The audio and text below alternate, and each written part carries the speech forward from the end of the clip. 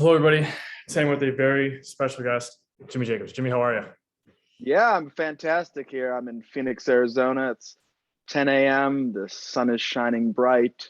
It's starting to cool down here. It's really hot in the summer, so it's lovely. Phoenix. Why Phoenix? Why not Phoenix? I was in Chicago for a couple of years, and then I was just like, yo, I'm over the cold. I'm over the gray. I'm over the traffic and, just being surrounded by concrete. And so I wanted something a little warmer and closer to nature. And this is what I picked.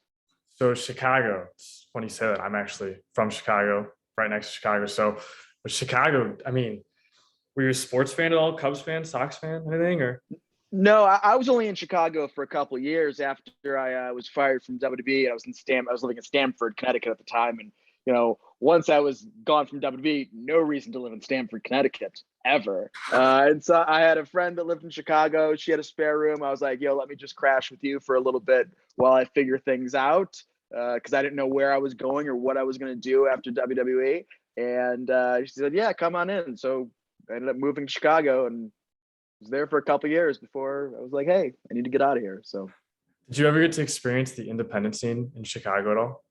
for sure. I mean, look, I broke into business in Michigan, right? In Grand Rapids, which is about 2.5, 3 hours from Chicago. And I lived in Kalamazoo, which is, also in Michigan for 10 years. So I did a ton of stuff in Chicago. I mean, that was my area, was the Michigan, Chicago, Milwaukee, Indiana, Ohio, Pennsylvania. Michigan is very centrally located for independent wrestling. The Midwest is a great place for people that just want to work, man. Just like there's always shows around. I was in a 6 hour driving distance from Milwaukee down to Louisville, down to Pittsburgh, or over to Pittsburgh. Yeah. And growing up, did you know wrestling was going to be your career, or did you have other aspirations? I mean, look, up until third grade, I wanted to be a lawyer. Starting about fifth grade, I wanted to be a rock and roll star, and about sixth or seventh grade, I wanted to be a pro wrestler. And I had my first match a couple years later. Man, I started when I was 15 years old, so that was it. So with that being said, you're 22 years now into this, and has your career been everything that you've wanted it to be? Um, can you repeat that question? Yeah. So you're It 22 years was into my this. internet. No, you're good. Has your career been everything you've wanted it to be? Uh, I think we all at some point dream of, being a big WWE wrestler and, being at WrestleMania. I never had that good, WWE TV run. And there's a part of me that wishes that I had, just gotten a few years there, just so on the flyers on the independent shows, they could be former WWE star Jimmy Jacobs. But, it's probably more than I thought it would be when I started at 15. It's more than I thought it would be. Now, by the time I was 22, 23, I thought, okay, I'm going to be a WWE wrestler by the time I'm 27, 28, and that never panned out. But that's all right. I'm completely fine with how things work themselves out. Mhm. And with that, so you wrestler, and then you did a little creative stuff as well with Impact. And how is it's a big difference from being in the ring to outside of the ring. What's that difference like? Yeah, so I made that transition in 2015 when I started working for WWE in the creative department, right? And it took a little bit of getting used to. As a performer, the buck stops with you, right? It's like it doesn't matter what anybody else says, the buck stops with you. As a writer, and being creative, I can say whatever I want to the wrestler, but then I gotta send him out the door and hope it comes back okay, Mhm. right? And so letting go of the result of the final product was a huge transition, and it's a big transition when you're working behind the scenes. Yeah, was there any storylines that you kind of pitched or creative ideas that you pitched that you really wish would have worked out but haven't worked out? Uh, you know, I get that question a lot, and it's so hard to say because you learn very early on that most of your ideas aren't going to be on TV, right? It's more you're an ideas generating team, right? So it's like a million ideas, that are had, and everything's changed over, and eventually something makes it on TV. So you learn to not get married to any one thing or put too much like emotional value and going, oh, I really hope we do this, because it's like, Yeah. it's gonna change, and you just do the best you can with the circumstances you have. Yeah. And with that, like being said, I'm sure that was hard for you as like going from wrestler to creative. It would have been like, I understand it. Wrestler, if they don't like it, then we got to go back, rethink, and everybody's got to rethink. Was there ever times where you were kind of like thinking about maybe creative isn't for me and I kind of want to get back in the ring?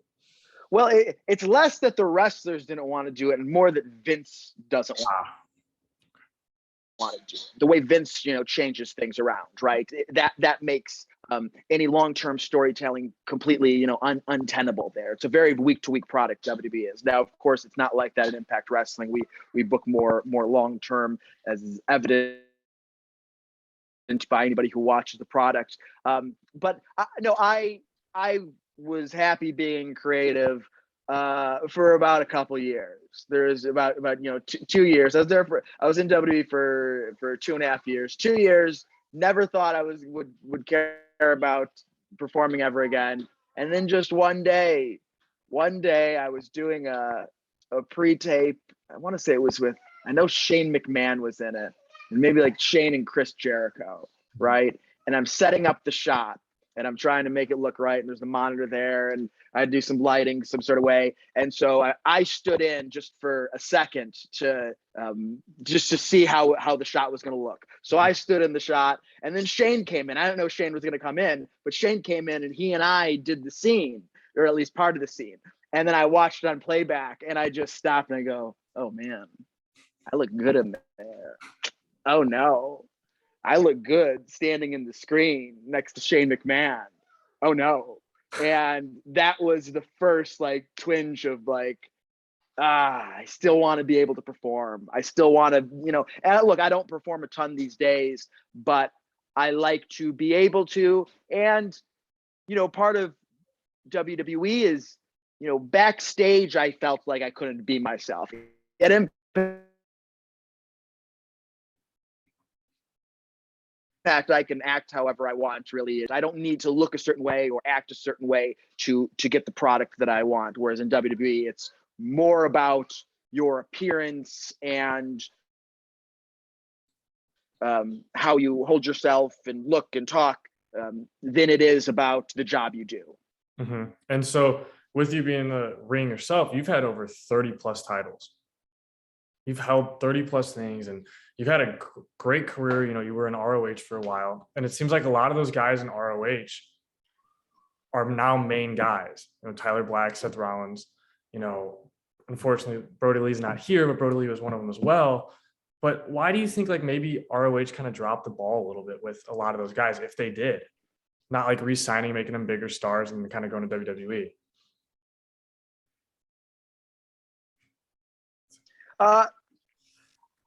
Any of those guys, all of those guys that went on to do other things, I think were presented mostly as well as they could have been in Ring of Honor. Kevin Steen was a top guy in Ring of Honor. Seth Rollins was a top guy in Ring of Honor. You talk about Brody Lee. He was in, the same sort of position he was in Ring of Honor. He was in WWE, right? So I don't think, with all those guys, and so many of them went on to do, El Generico, Sami Zayn, and in a very similar position in both Ring of Honor and WWE. The truth is, a place, at least certainly for a while, Ring of Honor was a stop-off place for guys to then go on to go to WWE, and that was just the role they had, because you can't compete money-wise with what WWE is going to offer. So you foster stars, you make them the biggest stars they can be. Guy like CM Punk, and he's a top guy in Ring of Honor, he goes to be a top guy in WWE. That's how it works.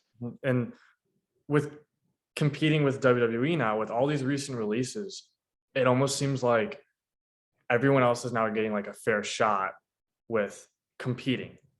Now AEW is like one of the bigger ones, but then Impact is now coming in and they're making a big splash. Like they've been there for a while. They had Killer Cross, They had CD a while ago, Christopher Daniels, and Josh Alexander is probably right now like we said on our podcast, the guys were talking about Josh Alexander. He's probably one of the top 5 guys right now in professional wrestling.